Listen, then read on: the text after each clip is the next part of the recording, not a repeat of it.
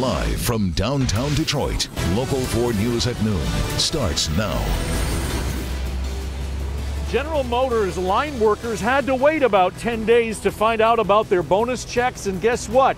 It's a record. We'll have the number ahead. Plus, Fraser sinkhole families are worried about the water, not the water on the ground, but what might happen to the sinkhole once more rain falls. And wet and warming, spring-like temperatures and rain on tap for us here in Metro Detroit. Question is, could it impact your evening commute? I'm Ebrod Cassimy. Thank you for joining us for Local 4 News at noon. Of course, the weather is a big topic this afternoon. Brandon is here now tracking the wet weather for us. And actually, Brandon, here in downtown Detroit, it's actually raining right now. It's right. It's pretty much raining everywhere right now. It just depends on where you are and how hard it's coming down, enough to create some pooling and ponding out there on the road. So we warn everybody, be careful. If you're heading north today, too, be extra careful where they're still getting a little wintry mix. 38 degrees, the current number. Thought we'd see temperatures a little bit warmer, but our warm front down south stalled out right on the Ohio-Michigan border. And so we're waiting for a little surge of warmer air later today. In the meantime, it is all about the rain getting in the way of some of your plans. The color codes here tell us how heavy it's coming down. And parts of eastern metro area seeing these yellows. This is some pretty decent rain coming down right along I-75, I-94. Also, as you look over just to the west of our viewing area near Jackson, coming out of Coldwater, that is a heavy swath of rain that is still to come. Reinforcements behind this mean that we are likely in the rain for some time here, the next several hours at least. And there is that wintry mix once you get north of Saginaw, so be extra careful. Coming up, we'll talk about a little push of this warmer air coming in, maybe 50 degrees today, and then, Evrod, we're going to cool things back down. All righty, Brandon. A rainy day can be an annoyance for many of us, but for people in Macomb County, it might pose an environmental danger. The focal point of that concern is a sewer pipe bypassing a collapsed line that created a massive sinkhole. I want to show you some live pictures from the sinkhole scene. This is what you're looking at right now. Silt clogs in the pipe raise the risk of pushing raw sewage into the Clinton River, and heavy rain today could definitely be an issue. We just can't handle heavy rain, and of course it's in the forecast, so we are asking people to continue to restrict their water usage. We have strategically located at 6 different sites disinfectant product, which will mitigate the environmental impact to some degree. It's still bad. There's no good choice. Well, Macomb County was forced to discharge more than 12 million gallons of sewage into the Clinton River. This was back on December 26th. In other news, this afternoon, Democrats staged an all-night talkathon, as it's called, on the Senate floor in opposition to President Trump's choice for Education Secretary Betsy DeVos. The 24-hour protest is scheduled to continue until the time for the vote, which is scheduled to happen any moment now. Democrats have 2 Republicans voting with them, which could force a tie-breaking vote by Vice President Pence. Fight for the children of the United States of America.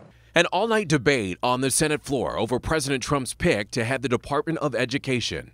I do not believe Betsy DeVos should be the next Secretary of Education. It is difficult to imagine a worse choice. Democrats leading the 24-hour talkathon. Senate Minority Leader Chuck Schumer kicking off the marathon of speeches. Ms. DeVos has failed to make the grade. A last-minute push for Democrats to prove the mega donor is unqualified, arguing the billionaire doesn't know the basic facts of education and policy. This is not a job for amateurs. In my mind, she is the least qualified nominee in a historically unqualified cabinet. As of right now, 2 Republican senators are scheduled to vote against DeVos, putting the tally at 50-50. So yes, Ms. DeVos is going to shake things up a little bit, but more importantly, she's going to be part of this effort to return power to parents and teachers and to our local school districts. That's what this vote will be about. Which means the tie-breaking vote would be left to Vice President Mike Pence. His potential vote alone is historic, a first in history for a VP to break a 50-50 tie, confirming a cabinet nominee. And President Trump tweeted his support for DeVos this morning, saying she's a reformer, adding that she is going to be a great education secretary for our kids. Well, speaking of President Trump, the latest legal battle over his executive order travel ban is about to unfold in a U.S. appeals court chamber in San Francisco. A federal district judge last week blocked the president's order banning travelers from several predominantly Muslim countries. Now, the Justice Department is appealing, and a 3-judge appeals court panel is hearing arguments today. The states of Washington and Minnesota are leading the fight against the president's order. I believe strongly, and my legal team believes strongly, that the executive order is unlawful and unconstitutional. Now, it's not known when the appeals court will issue a decision, but it's likely that whichever side loses, an appeal to the U.S. Supreme Court is likely. General Motors said today nearly 52,000 UAW workers are going to be receiving record profit-sharing checks of up to $12,000. Payments could cost the automaker $624 million. Local 4's Rod Maloney is out live for us this afternoon. And Rod, when are these lucky employees going to be cashing their checks? Well, they normally come out about 2 weeks after the announcement, so they'll probably get them somewhere in the middle or end of February, and they'll have that money in their checks. Usually it's a direct deposit.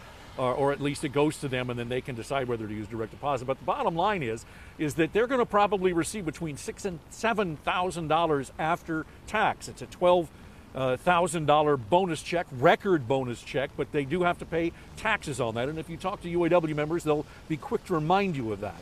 So they get $6,000, maybe $7,000 to work with. And it's a tiny bit of math here because they get $1 for every $1 million in General Motors profit. Well, they made $12 billion in profit. So it's a very nice return for a lot of these auto workers. And when you talk to them, they are grateful because a lot of them remember what it was like just 6 or 7 short years ago when not only were there no bonuses, the company was laying off and going into bankruptcy. A blessing. Really? This economy, yes, a blessing. It's going to help me do a lot of things for my family that at my last plant we weren't getting bonuses, so this is a blessing. And when you ask them what they're going to spend it on, a lot of them say, you know what, I have the option of putting that money into their 401k. And a lot of them are taking, like, say, half of the money, sticking into the 401k for retirement. Very, very astute financial move on their part. A lot of them say, though, they are going to treat themselves a little bit. They don't want to live like monks. And they perhaps will buy a vacation or something for the kids. And that's where they are with this. And of course, coming up later on Local 4 News at 5, we'll take a look at the overall arching impact of these kinds of bonus checks on our economy. Reporting live in Hamtramck, Rod Maloney, Local 4. People living near the Selfridge Air National Guard base in Harrison Township might hear some increased noise today, but it's only exercise drills. Training exercises are taking place at Selfridge Base, so people nearby might hear some sirens as well as simulated gunfire and loudspeakers. The Michigan Air National Guard conducts the drills on a regular basis to ensure that local airmen are ready to respond in any type of scenario. The drills are going to continue to be conducted during regular duty hours, so you can expect again to hear that noise during those times. Today, a couple charged in the death of their 11-month-old son was sentenced to spend 2 to 15 years in prison. Both 30-year-old Lorenzo Brooks and 38-year-old Letitia Moulton pled guilty to involuntary manslaughter as well as child abuse. And that is after police said they woke up and discovered their 11-month-old unresponsive in September of last year. They have an 11-month-old son.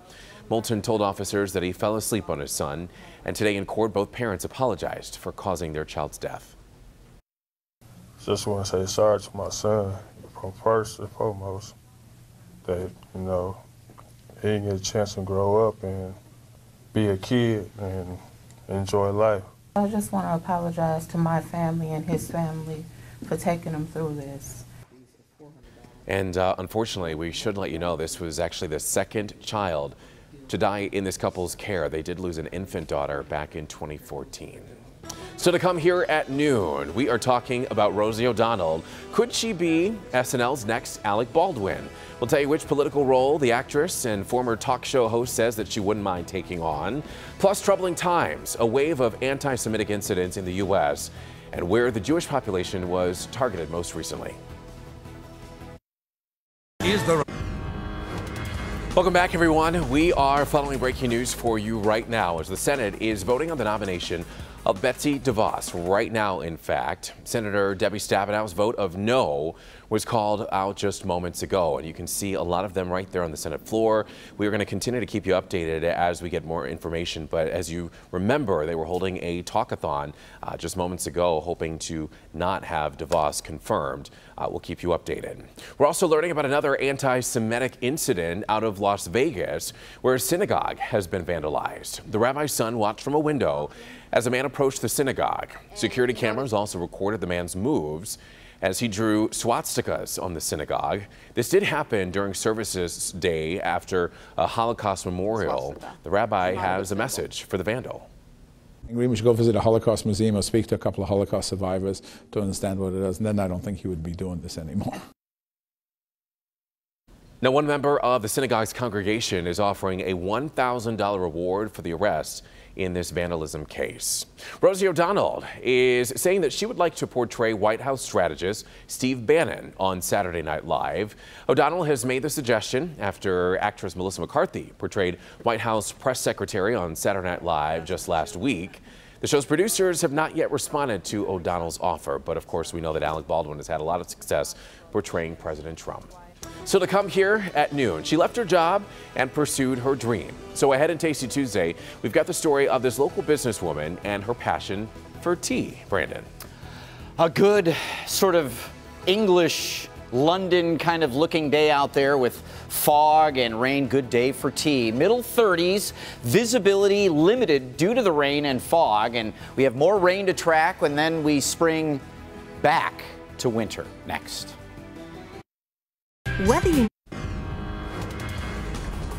Welcome back, everybody. If you are just joining us, we are following breaking news right now out of Washington, where the Senate is voting on the nomination of Betsy DeVos right now. You're looking live there, where there was a 24-hour talkathon. The vote was expected to start at around noon. We just heard from Debbie Stabenow, who voted no. And we are live streaming this on our website, clickondetroit.com. There you heard another no. You can keep up to date with it. You can keep up to the very moment we do get that confirmation on clickondetroit.com and, of course, here on Local 4. In other news, it wasn't that long ago that California was in the grips of a drought.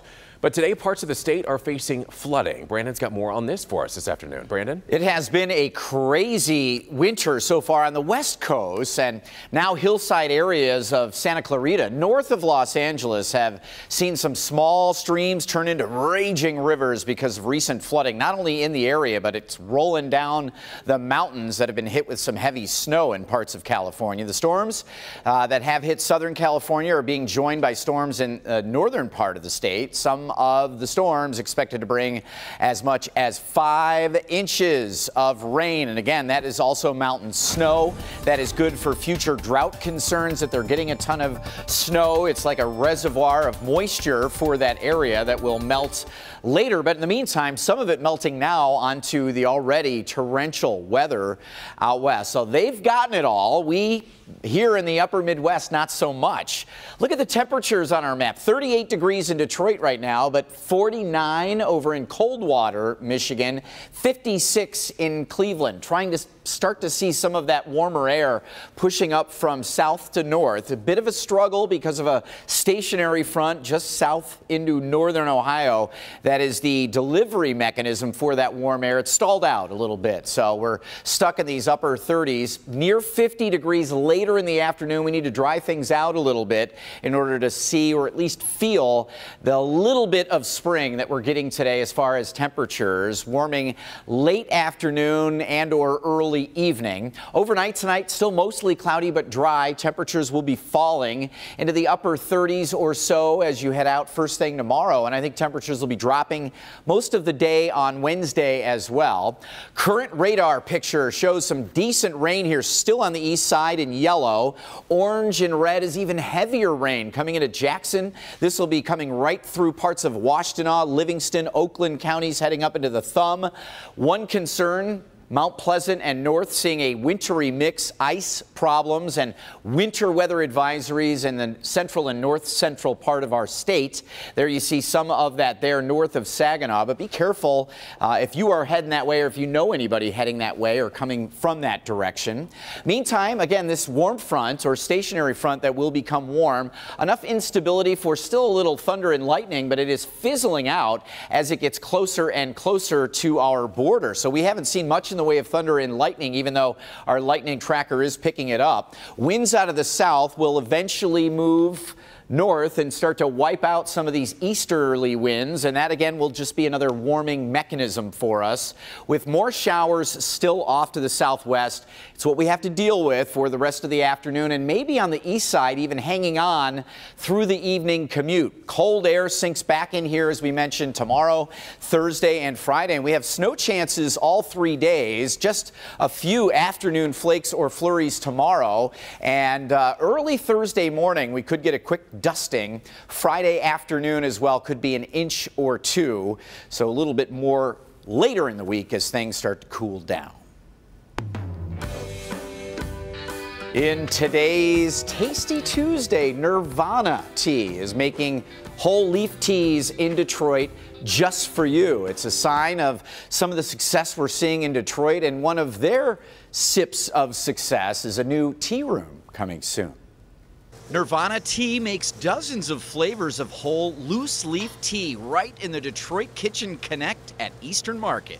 We say as you fall in love at first sip with Nirvana Teas. Alicia Lockhart retired from the financial planning world, and her daughter encouraged her to make her tea-making hobby into a business. Now, Nirvana Tea will let the world know that they can get a premium artisan blended loose leaf tea right here in Detroit. Lockhart says tea in bags is fine, but doesn't have the full antioxidant health value of whole loose leaf Nirvana teas.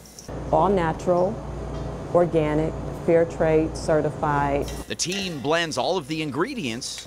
The orange berry it just does wonderful all year round. And seals them fresh into airtight tin containers. Lockhart is part of a tea trend promising her Nirvana tea has cancer-fighting agents and an energy boost. Nirvana's vision is to educate tea drinkers on the full benefits of whole loose leaf teas. We will be opening up our own cozy tea shop right inside of Detroit is the New Black on Woodward in Detroit.